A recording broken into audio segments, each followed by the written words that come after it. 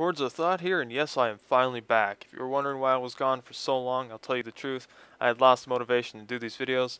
I was aligned with the website for a time and decided to stop updating the website, and thus my plan for the channel kind of plummeted, which in turn left me to think why I started the videos in the first place, and that was to help you guys. So here I am, back, and ready to throw knowledge at your faces.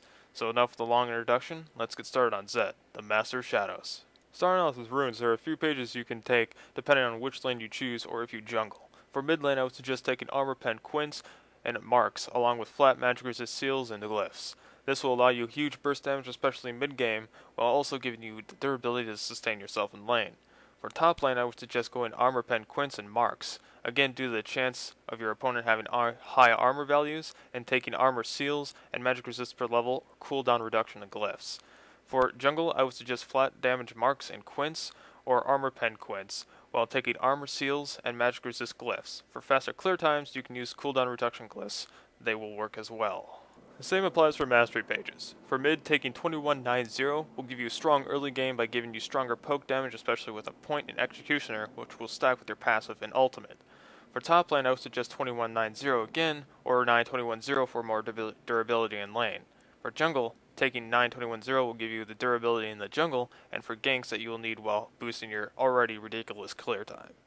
Now to talk about Zed as a character. Zed is a high damage assassin and has the ability to take down priority targets with ease, and get away or even stay in a team fight.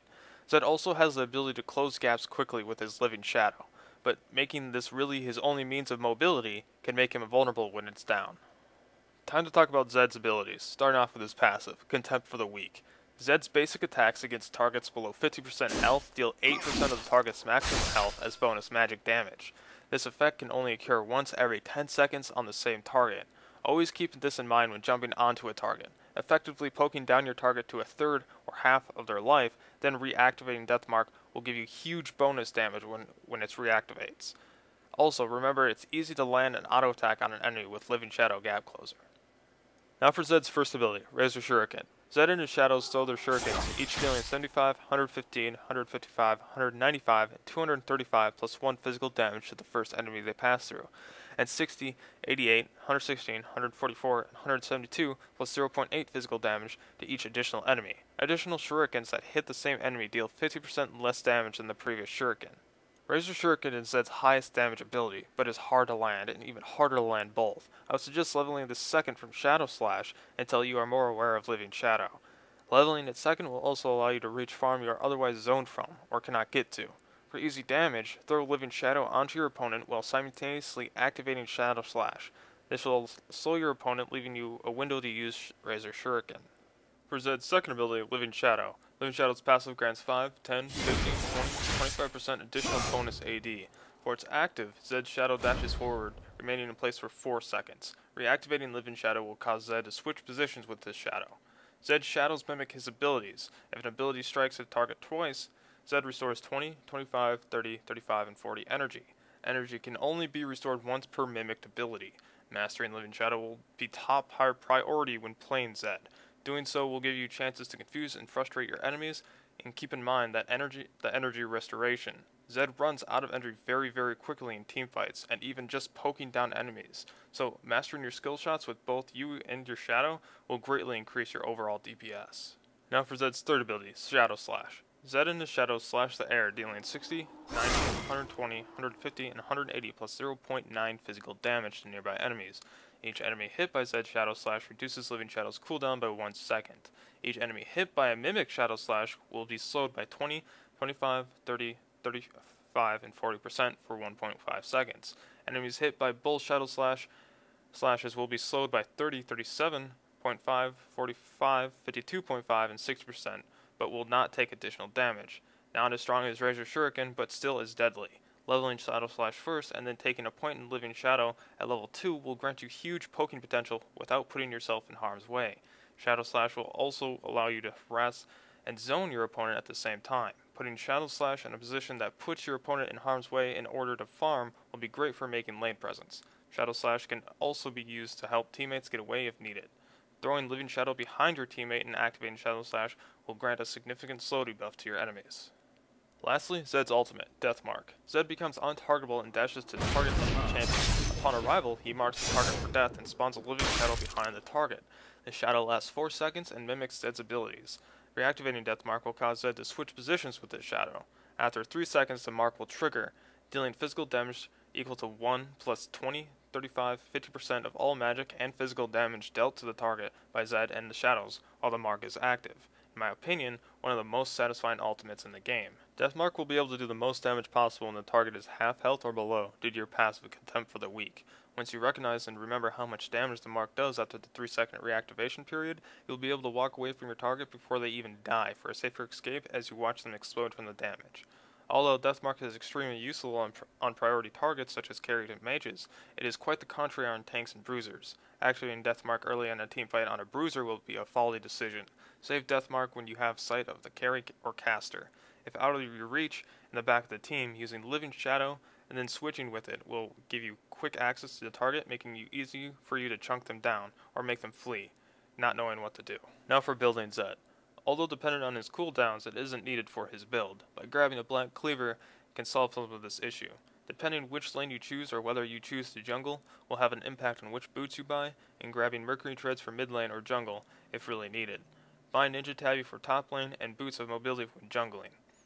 Now there are other variables to buy in your boots, but this will give you a starting reference. I will go over mid and top lane items first, then jungle last. For mid lane, Mercury Treads, Black Cleaver, Bloodthirster, Last Whisper for your core damage items, and for top lane, Ninja Tabi, Brutalizer, Last Whisper, then finish Brutalizer into a Black Cleaver, and Bloodthirster or Blade of the Ruined King as your core damage items. For jungle, Boots of Mobility, Ninja Tabi, or Mercury Treads, starting with Hunter's Machete and 5 health potions. Build your Boots of Speed and finish Machete into a Spirit Stone. Next, finish your Boots and buy 2 Longswords and finishing it into a Spirit of the Elder Lizard.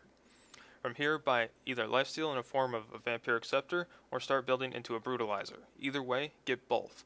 Finish these items into a Black Cleaver and a Bloodthirster. Note that you should always build to the enemy team accordingly, and these are just example builds you can use.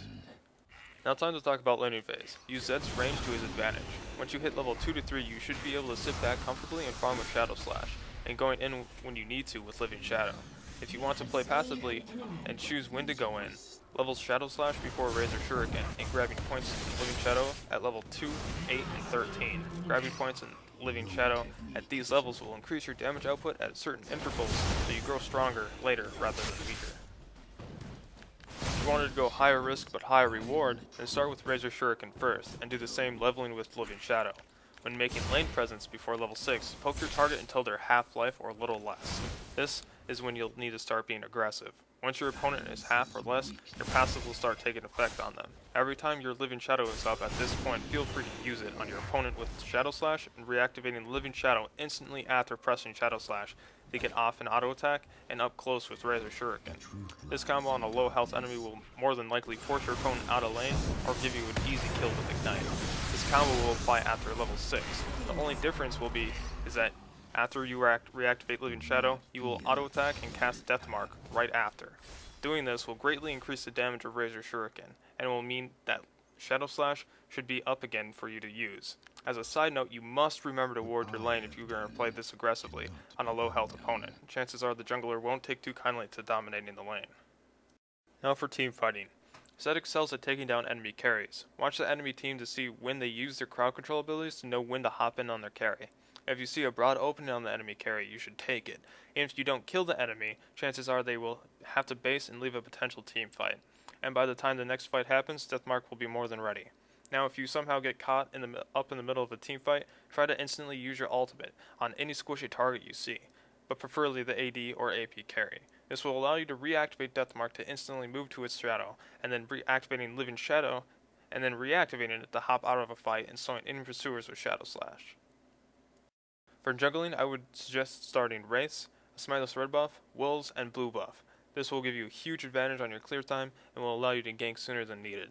If you need to gank earlier or see an opportunity, level 2 to 3 are the earliest I would ever gank. For skill leveling in jungle, I would level Shadow Slash first, getting a point in Living Shadow at level 2 for energy reasons, and then leveling Shadow Shuriken after Shadow Slash. This will give your ganks a great deal of damage and slows some Shadow Slash.